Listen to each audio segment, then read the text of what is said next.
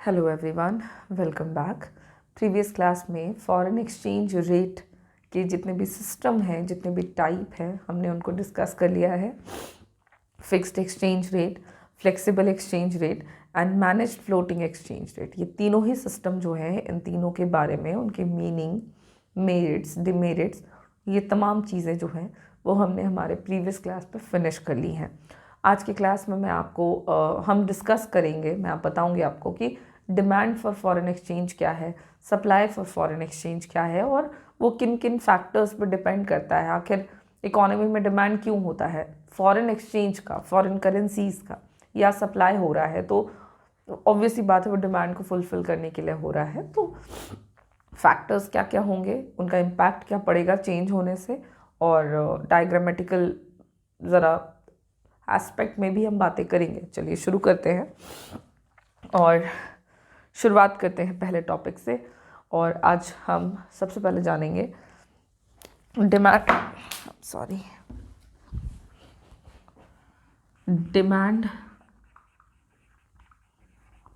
For foreign exchange. तो foreign exchange का meaning तो क्लियर है। फॉरेन एक्सचेंज का मतलब होता है क्या, डोमेस्टिक करेंसी को छोड़कर बाकी अदर कंट्रीज की currencies, that is called foreign exchange. अब है क्वेश्चन कि डिमांड फॉर फॉरेन एक्सचेंज क्यों। डिमांड जो फॉरेन एक्सचेंज का हो रहा है किसी भी देश के अंदर, हम इंडिया के रिस्पेक्ट में बात करेंगे तो इंडिया में फॉरेन करेंसीज के फॉरेन एक्सचेंज का डिमांड के पीछे का क्या कारण है। तो जो डिमांड होता है फॉरेन एक्सचेंज का, वो आता है उन लोगों की तरफ से जिनको ज़रूरत होती है फॉरेन करेंसीज में पेमेंट वगैरह करने की। जो व्यापार करते हैं, जो ट्रेड करते हैं, उनको पेमेंट करना पड़ता है। तो पेमेंट करने के लिए फॉरेन करेंसी की ज़रूरत पड़ती है, तो डिमांड उन लोगों के द्वारा किया जाता है। करेंसीज जो हैं, फॉरेन एक्सचेंज जो है, वो डिमांड होता है by the domestic residents for the following reason. बहुत सारे रीजंस हैं, मेन रीज़न तो है भैया कि पेमेंट ही करना है, ठीक है। पेमेंट करना है आपको, डोमेस्टिक करेंसीज में आप कर नहीं सकते हो। जैसे कोई इंडियन है, वो व्यापार कर रहा है यूएस के साथ, यूएसए के साथ वो ट्रेड कर रहा है। अब यूएसए से उसने कुछ खरीदा, ठीक है, इंपोर्ट किया, तो जब वो उसको पेमेंट करेगा तो वो क्या इंडियन रुपीज़ में करेगा? नो, उसे पेमेंट करना पड़ेगा in US currency which is dollar. तो डॉलर की डिमांड यहाँ पर हुई किसके द्वारा? तो पीपल या रेसिडेंट्स ऑफ इंडियन, तो इंडिया के रेसिडेंट्स के द्वारा फॉरेन एक्सचेंज की डिमांड हो जाती है और मेन रीज़न है पेमेंट करना। अब बात करते हैं कि क्या सिर्फ यही एक मुद्दा है, सिर्फ यही एक पेमेंट है? तो इसको हम लोग पॉइंट वाइज देख सकते हैं कि आखिर डिमांड जो है वो होता क्यों क्यों है, रीज़न क्या क्या है, तो उसको हम लोग ज़रा डिटेल में जानें।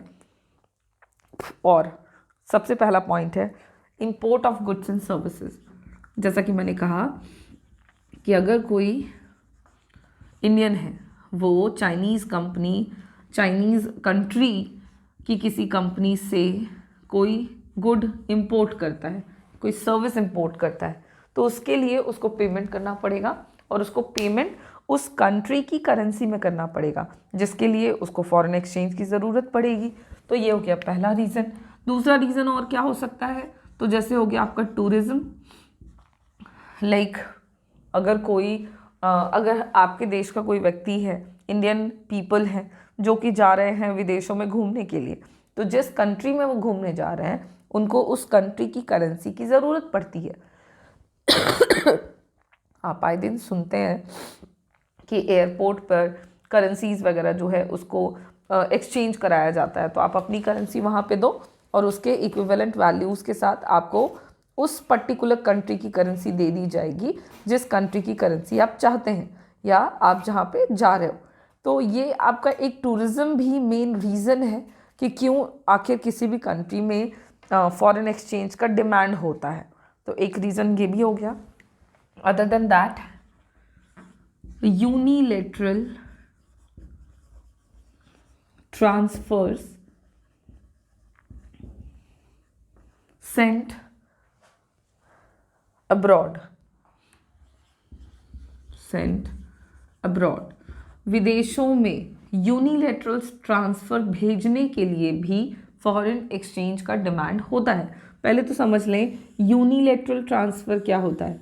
तो यूनिलैटरल ट्रांसफ़र का मतलब आप समझोगे one side transfer. It is a one side transfer जो एक तरफा हो, ठीक है। जैसे कि आप किसी को गिफ्ट भेज रहे हो, तो जब आप किसी को गिफ्ट भेज रहे हैं तो वो वन साइडेड हो गया ना, बस आप ही भेज रहे हो। ऐसा तो नहीं है कि गिफ्ट भेज रहे हैं तो बदले में आपको कुछ चाहिए ही और ये एकदम कंपल्जन है, नहीं, ऐसी कोई बात नहीं है। तो वन साइडेड ट्रांसफर्स के तौर पर आप गिफ्ट्स भेज रहे हैं, किसी को एड कर रहे हैं, हेल्प कर रहे हैं, तो ये जो अब विदेशों को भेजा जाएगा, तो जिन कंट्रीज़ को भेजना है आपको ये पेमेंट, आपको तो उस कंट्री की करेंसी चाहिए होगी। तो फॉरेन एक्सचेंज का जो डिमांड है उसके पीछे का रीज़न एक यूनिलैटरल ट्रांसफ़र भी है। Other than that, purchase of foreign assets. Foreign assets बोलने का मतलब हो गया assets in foreign countries. Okay, अगर आप विदेशों में एसेट्स वगैरह परचेज करना चाहते हैं, फॉरेन एसेट्स बोलने के बजाय आप बोले एसेट्स इन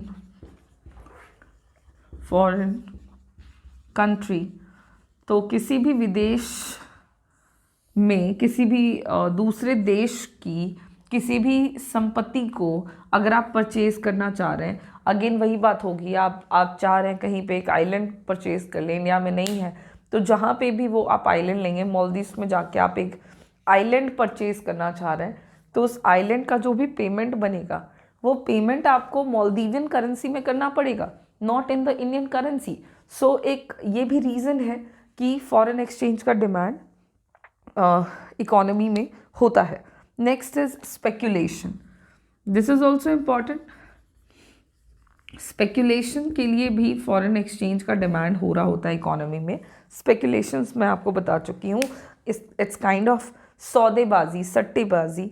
तो demand for foreign exchange arise हो जाता है उन लोगों के द्वारा भी जो कि करेंसी वैल्यूज़ के एप्रिसिएशन और डेप्रिसिएशन से गेन लेते हैं, मतलब फ़ायदा कमाते हैं। तो स्पेकुलेटिव मोटिव के लिए भी डिमांड फॉर फॉरेन एक्सचेंज देखा जाता है। अब यहाँ पर एक बात करें कि जो डिमांड है वो बढ़ता है इकोनॉमी में, अगर फॉरेन एक्सचेंज का जो डिमांड है, फॉरेन करेंसी का जो डिमांड है वो इंक्रीज़ होता है, तो उसके पीछे रीज़न क्या है और ऐसा होने से इम्पैक्ट क्या पड़ेगा। तो देखें, अगर इन तमाम चीज़ों में इंक्रीमेंट आएगा तो फॉरेन एक्सचेंज का डिमांड भी जो है वो बढ़ेगा। ये तो एक क्लियर सी बात है कि फॉरेन एक्सचेंज का डिमांड इंक्रीज़ होगा। अब फॉरेन करेंसी का जो डिमांड है वो इंक्रीज़ होगा, तो इसका इम्पैक्ट क्या क्या पड़ेगा हम वो डिस्कस करें कि ऐसा होने से फिर असर क्या होगा इकोनॉमिक कंडीशंस पर, इंटरनेशनल ट्रेडिंग पर। तो वो डिस्कस करते हैं पॉइंट वाइज। ज़रा देखें, सबसे पहला असर तो हम इंपोर्ट पर ही चेक करेंगे कि अगर फॉरेन एक्सचेंज का डिमांड बढ़ता है तो इससे हमारे इंपोर्ट पर असर क्या पड़ेगा। फर्स्ट कि अगर प्राइस ऑफ फॉरेन एक्सचेंज घटता है, देखो डिमांड कब बढ़ेगा, इसको ऐसे समझो, डिमांड फॉर फॉरेन एक्सचेंज ये कब बढ़ेगा, जब प्राइस ऑफ फॉरेन एक्सचेंज घटेगा। बिकॉज मैं आपको बार बार बताती हूँ कि डिमांड और सप्लाई के जो जनरल एस्पेक्ट्स या कॉन्सेप्ट्स आपने पढ़े हुए हैं, in case of an individual यही सेम रूल हर जगह पे अप्लाई होगा, चाहे कंट्री की बात करो, गुड्स की बात करो, इंटरनेशनल मार्केट की बात करो या फॉरेन एक्सचेंज की बात करो। तो फॉरेन एक्सचेंज का अगर प्राइस कम होता है, ठीक है, तो उस केस में जो डिमांड होगा फॉरेन एक्सचेंज का वो बढ़ जाएगा। अब प्राइस कम हो गया है फॉरेन एक्सचेंज का, याद रखना फॉरेन एक्सचेंज का प्राइस कम हो गया है, तो इससे क्या होगा कि जो फॉरेन करेंसीज हैं वो अब हमारे लिए ज़्यादा चीपर हो गई हैं, क्योंकि फॉरेन एक्सचेंज जो है वो उसकी कीमत घट गई, मतलब वो हमारे लिए सस्ती हो गई। अब जब वो सस्ती हो गई तो इससे क्या होगा कि जो फॉरेन गुड्स होंगे वो अब हमारे लिए सस्ते पड़ेंगे, और जब फॉरेन गुड्स हमारे लिए सस्ते होंगे तो हम उनको परचेज करना चाहेंगे। फॉरेन गुड्स हमारे लिए चीपर हो जाएंगे कब? जब प्राइस ऑफ फॉरेन करेंसी घटेगा, और जब ऐसा होगा तो हम विदेशी वस्तुओं को परचेज करना चाहेंगे, डिमांड बढ़ाएंगे, और जब आप विदेशी वस्तुओं को खरीदते हैं तो उसी को कहते हैं इंपोर्ट। तो आपका जो इंपोर्ट होगा वो बढ़ जाएगा। तो इंपोर्ट इकोनॉमी का बढ़ेगा जब demand for foreign exchange increase होगा। याद रखिएगा, डिमांड के बढ़ने का असर I'm sorry guys, rise in foreign exchange या rise in foreign currency, sorry rise in demand for foreign currency से अगर आप डायरेक्टली इम्पैक्ट देखना चाहोगे तो वो होगा कि इंपोर्ट इंक्रीज हो जाएगा, क्योंकि डिमांड फॉर फॉरेन करेंसी बढ़ जाएगा, और जितना ज़्यादा फॉरेन करेंसी आएगा हम उतना ज़्यादा खरीदना चाहेंगे। इसको एग्जाम्पल से अगर समझोगे तो समझो मेरी बात। $1 है, ठीक है।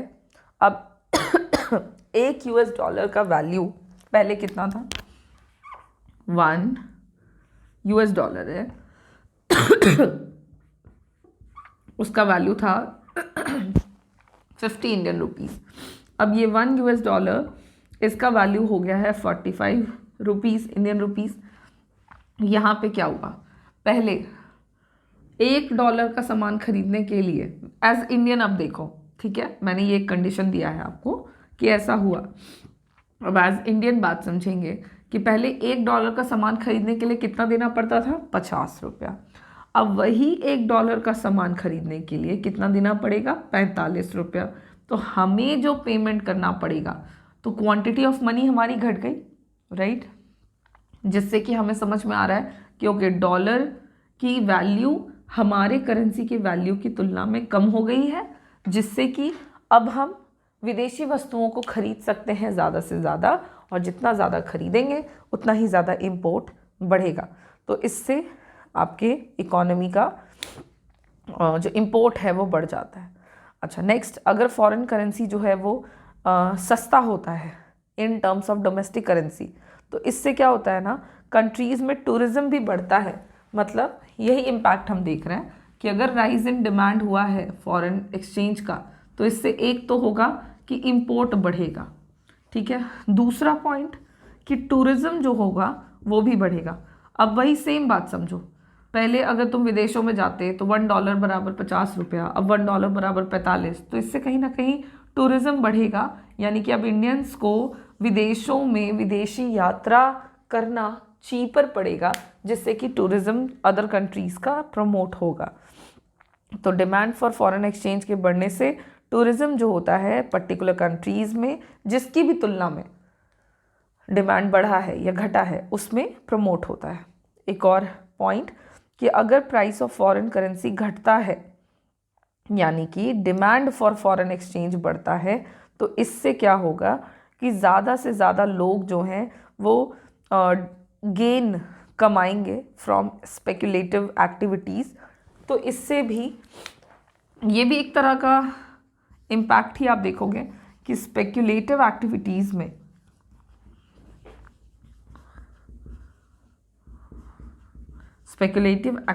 में लोगों का जो गेन होगा वो बढ़ेगा।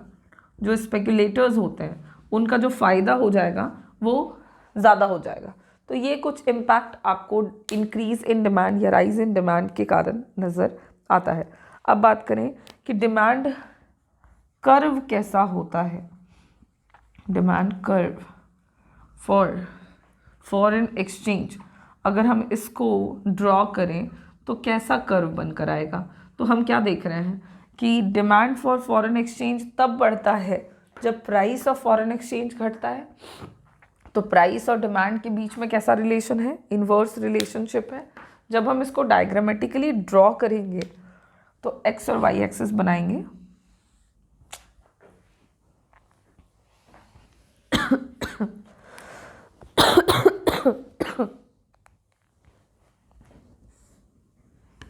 ठीक है, जहाँ पर एक्स एक्सिस पे हम ले लेंगे डिमांड, किसके लिए भाई, तो फॉर फॉरेन एक्सचेंज, और वाई एक्सिस पर हम ले लेंगे प्राइस ऑफ फॉरेन एक्सचेंज। अब यहाँ पे जब मैं फॉरेन एक्सचेंज कह रही हूँ तो आप कोई एक पर्टिकुलर करेंसी समझेंगे, मान के चलते हैं कि हम यूएस डॉलर की बात कर रहे हैं, ठीक है, तो demand for US dollar and the price of US dollar, क्योंकि foreign exchange includes all the currencies, right, तो हम यहाँ पर कोई एक ही करेंसी के टर्म्स में इस बात को समझेंगे ना।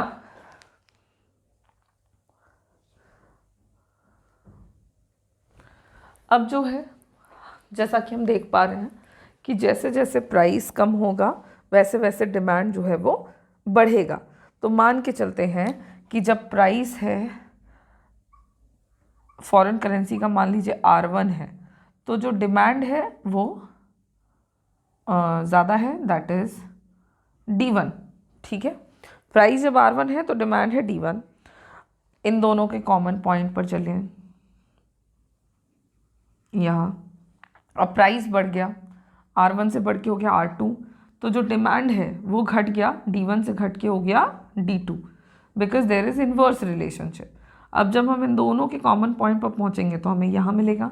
जब हम इन दोनों पॉइंट्स को मिला देते हैं, या और भी ऐसे बहुत सारे पॉइंट्स बनाए जा सकते हैं, जब दोनों पॉइंट को मिला रहे हैं तो एक डाउनवर्ड स्लोपिंग कर्व मिल रहा है हम लोगों को, डाउनवर्ड स्लोपिंग कर्व मिल रहा है हमें foreign exchange, demand for foreign exchange curve का, जो कि इंडिकेट करता है इन्वर्स रिलेशनशिप या indirect relationship between the demand for foreign exchange and the price of foreign exchange, या फिर कहो फॉरेन एक्सचेंज रेट। इसी के साथ demand for foreign exchange complete होता है हमारा। And now move on to the supply of foreign exchange. ये क्या होता है?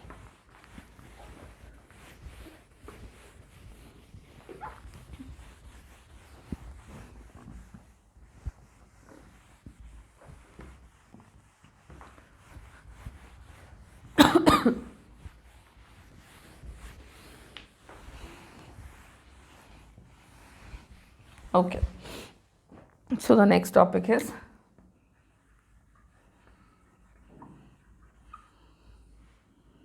supply for foreign exchange. Now what is supply for foreign exchange?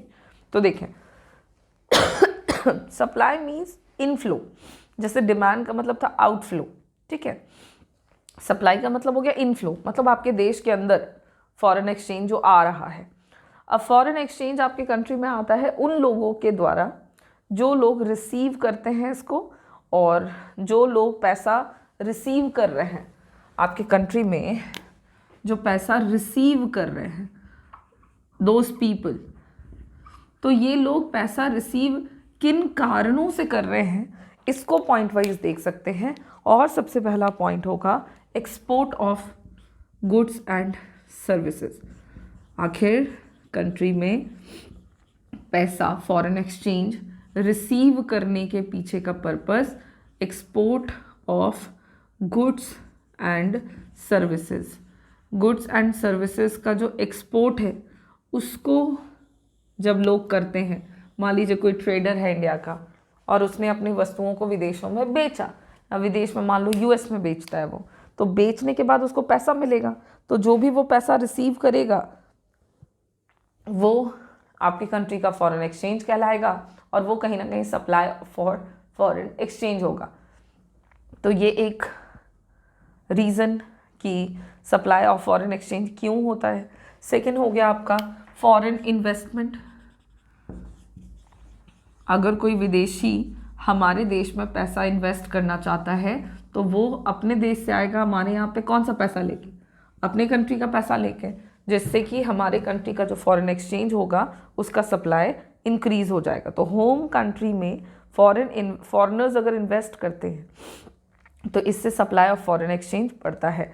Next is unilateral transfer from abroad, unilateral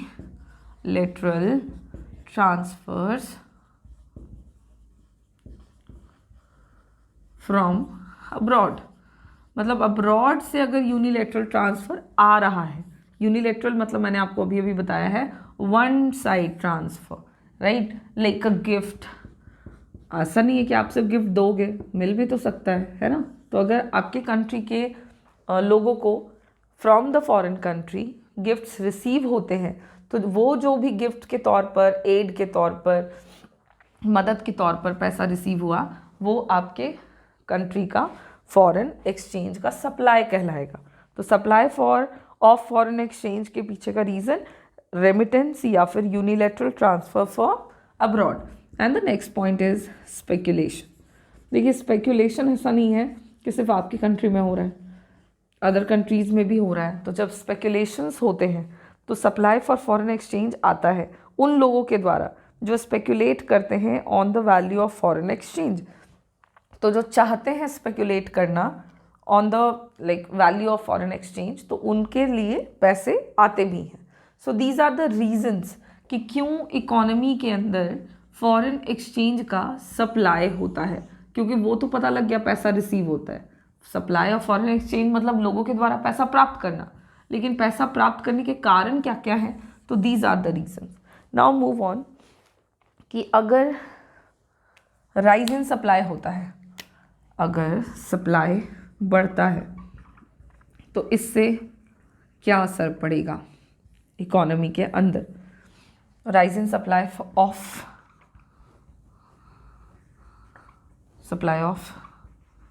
foreign exchange.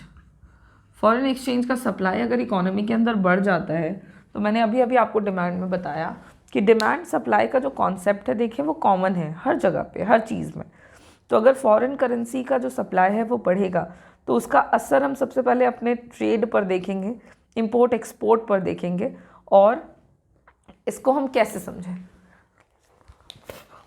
तो supply for foreign exchange बढ़ेगा। Supply कब बढ़ता है, ध्यान दें, सप्लाई तब बढ़ता है जब प्राइस ऑफ फॉरेन एक्सचेंज बढ़ता है। प्राइस और सप्लाई के बीच में हमेशा डायरेक्ट रिलेशन होता है। प्राइस बढ़ेगा तो सप्लाई बढ़ने लगेगा। अब अगर प्राइस ऑफ फॉरेन एक्सचेंज बढ़ गया, मतलब हमारे लिए विदेशियों के लिए जो डोमेस्टिक गुड्स हैं, प्राइस ऑफ फॉरेन एक्सचेंज बढ़ा यानी कि डोमेस्टिक गुड्स जो हैं वो विदेशियों के लिए चीपर हो गए। Cheaper for whom? For foreigners. तो विदेशियों के लिए जब हमारे गुड्स चीपर हो गए तो वो ज़्यादा से ज़्यादा गुड्स एंड सर्विसेज खरीदेंगे हमारे देश से, और जब ऐसा होगा तो हमारे कंट्री का जो एक्सपोर्ट होगा वो क्या होगा, बढ़ जाएगा। तो अगर डायरेक्टली बात करें कि सप्लाई ऑफ फॉरेन एक्सचेंज के बढ़ने का क्या असर होगा इकोनॉमी के अंदर, तो इससे होगा ये कि जो एक्सपोर्ट होगा आपके देश का वो इंक्रीज़ हो जाएगा। ये पहला असर होगा, फर्स्ट इम्पैक्ट जो देखने को मिलेगा। इसको वही एग्जाम्पल से आप बात समझें, तो एग्जाम्पल से इसका बात आप समझ सकते हैं कि मान लीजिए $1 इज इक्वल्स टू, पहले था 45 इंडियन रुपीज़, अब हो गया वही सेम $1 का वैल्यू 45 इंडियन रुपीज़ से बढ़ के 50 इंडियन रुपीज़। तो जब प्राइस आपका बढ़ा $, का वैल्यू के कंपैरिजन में इंडियन करेंसी की जो क्वांटिटी है वो बढ़ गई, तो अब विदेशियों को क्या लगेगा कि हमारे देश में 45 रुपए की कोई चीज़ थी, उसको परचेज करने के लिए उनको $1 देना पड़ता था।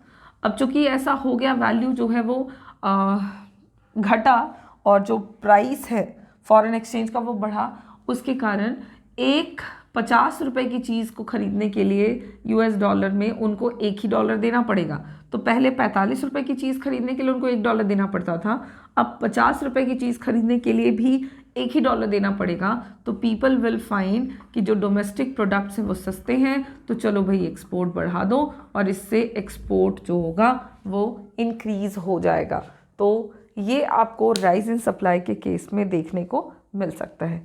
नेक्स्ट है कि अगर फॉरेन एक्सचेंज जो है वो उसका जो सप्लाई है वो बढ़ता है, तो सप्लाई कब बढ़ेगा, अभी देख रहे हैं सप्लाई ऑफ फॉरेन एक्सचेंज बढ़ रहा है कब, जब प्राइस ऑफ फॉरेन एक्सचेंज जो है वो बढ़ रहा है। तो जब प्राइस ऑफ फॉरेन एक्सचेंज बढ़ रहा है तो इससे जो होगा speculators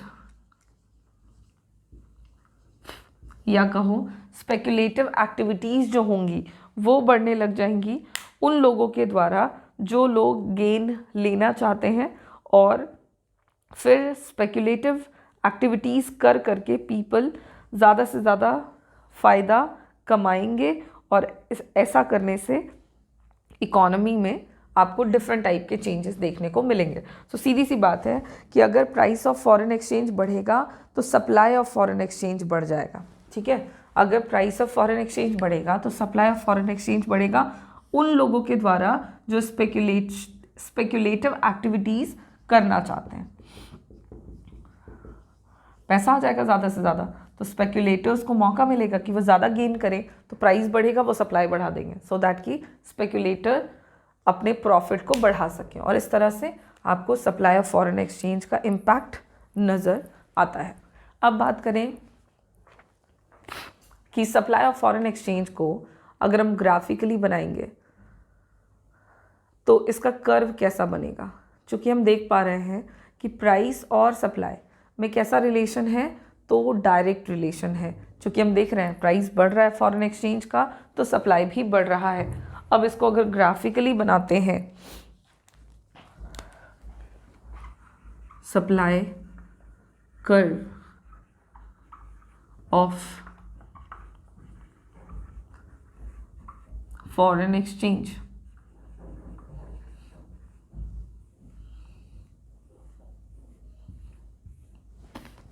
supply curve of foreign exchange, तो जब आप सप्लाई कर्व बनाओगे तो इसका रिलेशन जो है वो हम price of foreign exchange and supply of foreign exchange के टर्म्स में देखेंगे। एक्स एक्सिस पे हम सप्लाई ले लेते हैं और वाई एक्सिस पे प्राइस ले लेते हैं। अगेन फॉरेन एक्सचेंज बोलने का मतलब हो गया कोई पर्टिकुलर करेंसी लेके चलते हैं। तो चलिए डॉलर की बात करते हैं कि डॉलर का इंडिया में सप्लाई और डॉलर का इंडिया में price, like foreign exchange rate. तो यहाँ पे हमको पता है कि मान लीजिए प्राइस है OR1, तो क्वांटिटी जो सप्लाई हो रहा है that is OQ1। Common point पर चलें तो वो यहाँ मिलेगा। प्राइस बढ़ के OR1 से हो गया OR2, और क्वांटिटी जो है वो भी OQ1 से बढ़ के हो गया OQ2। Now we have another common points जो कि यहाँ पर मिलेगा। अब जब हम इन दोनों पॉइंट्स को मिलाएंगे we'll get a upward rising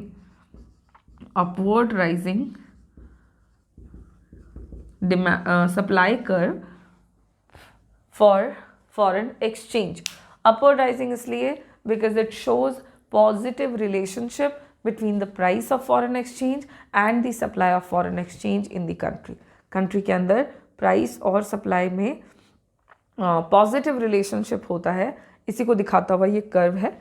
और इसी के साथ हमारा सप्लाई और demand for foreign exchange complete होता है यहाँ पे। और मैंने आपको demand for foreign exchange, supply of foreign exchange से रिलेटेड सारे टर्म्स जो हैं वो एक्सप्लेन कर दिए हैं। अब हम बात कर लेंगे नेक्स्ट क्लास में कि जो चेंज होता है एक्सचेंज रेट में। देखिए डिमांड और सप्लाई कर्व का पता लग गया इंडिविजुअली। अब इन दोनों से हम डिटर्मिनेशन ऑफ एक्सचेंज रेट देख लेंगे ग्राफिकली, डिमांड कर्व से और सप्लाई कर्व से ग्राफिकली एक्सचेंज रेट को कैसे डिटरमाइन किया जाता है हम वो देख लेंगे। और जो थोड़े बहुत चेंजेस अगर होते हैं डिमांड में और सप्लाई में, इंक्रीज़ या डिक्रीज़, तो उससे क्या असर पड़ेगा एक्सचेंज रेट पर, उनको हम ग्राफिकली डिस्कस करेंगे हमारे नेक्स्ट क्लास में। आज की क्लास को हम demand for foreign exchange and supply of foreign exchange के साथ ओवर करते हैं। Thank you.